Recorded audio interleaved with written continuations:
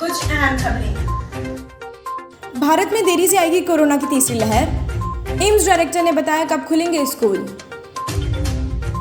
विदेशों में मांग घटने से खाद्य तेलों की कीमतों में गिरावट।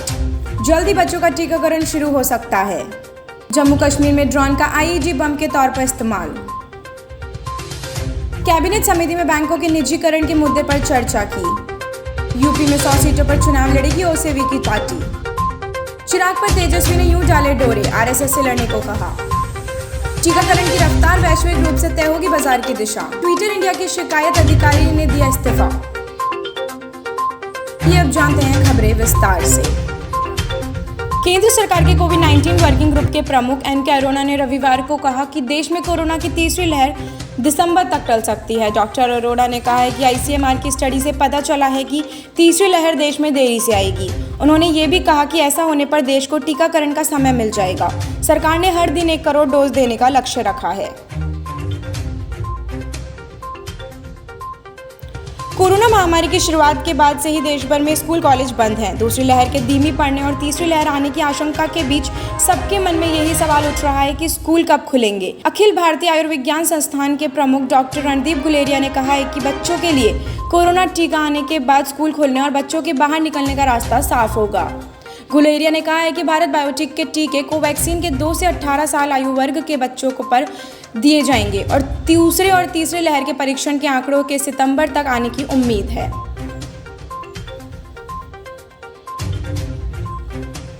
विदेशों में गिरावट के रुख तथा स्थानीय मांग प्रभावित होने से दिल्ली तेल तिलहन बाजार में बीते सप्ताह सोयाबीन, मूंगफली, बिनौला और पॉमेलिन कागड़ा तेल कीमतों में गिरावट रही, जबकि स्थानीय मांग बढ़ने और डीओसी की निर्यात मांग के कारण सरसों तेल, तिलहन और सोयाबीन दाना एवं लूज के भाव लाभ दर्शाते बंद हुए हैं।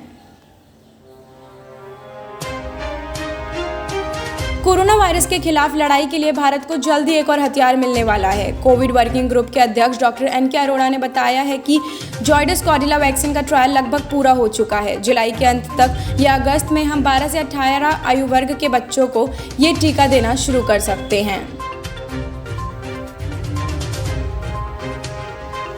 जम्मू कश्मीर के डीजीपी दिलबाग सिंह ने जम्मू में इंडियन एयरफोर्स स्टेशन के हुए धमाके को आतंकवादी हमला बताया है। उन्होंने इस बात को पुष्टि की है कि ड्रोन के जरिए आईईडी धमाका किया गया है। दिलबाग सिंह ने कहा है कि ड्रोन को ही आईईडी बम के तौर पर इस्तेमाल किया गया है। घटनास्थल से इसके टुकड़े बरामद हुए हैं। उन्होंने ये भी बताया कि आतंकवादियों ने भीड़ में धमाके की जो भी साजिश रची थी, जिसे नाकाम कर दिया गया है।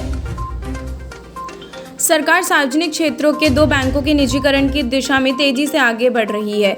इसी मुद्दे पर कैबिनेट सचिव की अगुवाई में हाल ही में उच्च स्तरीय बैठक हुई थी, जिसमें विभिन्न नियामकीय और प्रशासनिक मुद्दों पर विचार किया गया है।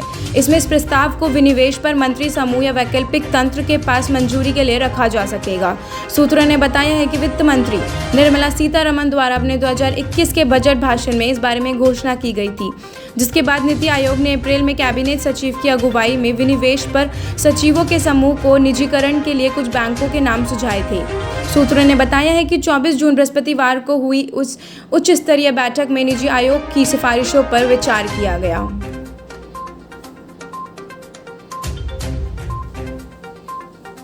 बिहार विधानसभा चुनाव में अच्छे प्रदर्शन के बाद ऑल इंडिया मजलिस इत्तेहादुल मुसलिमीन ने अगले साल यूपी में चुनाव लड़ने का ऐलान किया है। पार्टी 2022 विधानसभा चुनाव में 100 सीटों पर उम्मीदवार उतारेगी। एआईएमआईएम के इस ऐलान में समाजवादी पार्टी, बहुजन समाज पार्टी और कांग्रेस जैसे दलों की चिंता बढ़ सकती है, जो मुस्लिम वोटों पर दावा करती है।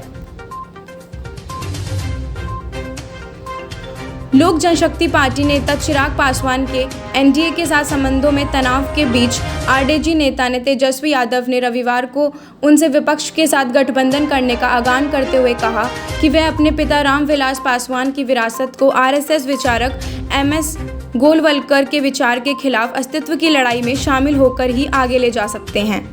चिराग पासवान एलजेपी की कमान के लिए अपने चाचा पशुपति कुमार पारस के साथ झगड़े को लेकर बीजेपी की चुप्पी पर निराशा जता चुके हैं। इस पर तेजस्वी यादव ने आरोप लगाया है कि बीजेपी ने सत्ता में आने के बाद अपने पुराने सहयोगियों को छोड़ दिया। वृहद आर्थिक आंकड़े, टीकाकरण की रफ्तार और वैश्विक रूप से इस सप्ताह घरेलू शेयर बाजारों की दिशा तय होगी। विश्लेषकों ने राय जताई है। इसके अलावा बाजार की निगाह मॉनसून की प्रगति पर भी रहेगी। रेलिगेयर मॉकिंग के उपाध्यक्ष शोध अजीत मिश्रा ने कहा है कि इस सप्ताह नए माह की भी शुरुआत हो रही है। ऐसे में बाजार भागीदारों की निगाह उच्च चक्रीय संकेतकों मसलन वाहन बिक्री तथा विनिर्माण PMI के आंकड़ों पर रहेगी। साथ ही मानसून की प्रगति पर भी सभी की निगाह रहेगी। मिश्रा ने कहा है कि टीकाकरण की रफ्तार उत्साहजनक है। इससे उम्मीद बनती है कि राज्यों द्वारा अंकुशों में और भी ढील दी जा सकेगी। हालांकि कोविड के नए वेरिएंट में से योजनाएं पटरी से उतर सकती हैं। Social media company Twitter India के शिकायत अधिकारी धर्मेंद्र चतुर ने रविवार को अपने पद से इस्तीफा दे दिया है। कुछ हफ्ते पहले ही ट्विटर इंडिया ने नए IT नियमों के पालन के लिए इनकी नियुक्ति की थी। सूत्रों की माने तो सोशल मीडिया कंपनी ट्विटर ने अपने वेबसाइट पर नाम भी हटा दिया है, जबकि भारत के नए IT नियम के मुताबिक ऐसा करना जरूरी है। उत्तर कोरिया के तानाशाह किम जोंग उन का वजन अचानक घट गया है। बेहद नियंत्रित सरकारी मीडिया ने इस बात की जानकारी देते हुए कहा है कि देश के लोग इस बात को लेकर चिंतित हैं। चैनल पर प्योंगयांग के एक निवासी का बयान भी प्रसारित किया गया, जिसमें किम के ताजा वीडियो फुटेज को देखकर देश के सर्वोच्च नेता के स्वास्थ्य को लेकर चिंता जाहिर की। नेचर माइक्रोबायोलॉजी में प्रकाशित एक अध्ययन में मानव आंत में जीवित वायरस की 54,118 प्रजातियों की पहचान की गई है, जिनमें से 92% अब से पहले अज्ञात मानी जाती थी। कैलिफोर्निया स्थित जॉइंट जीनोम इंस्टीट्यूट और स्टैनफोर्ड विश्वविद्यालय के हमारे साथियों ने पाया है कि इनमें से अधिकतर प्रजातियां बैक्टीरिया खोर होती हैं। ये वायरस बैक्टीरिया को खाते हैं, लेकिन मानव कोशिकाओं पर हमला नहीं कर सकते। दुनिया भर में तबाही मचा रहा कोरोना वायरस 20,000 साल पहले भी अधिक समय पहले पूर्वी एशिया में संभवत अपना प्रकोप बरपा चुका है।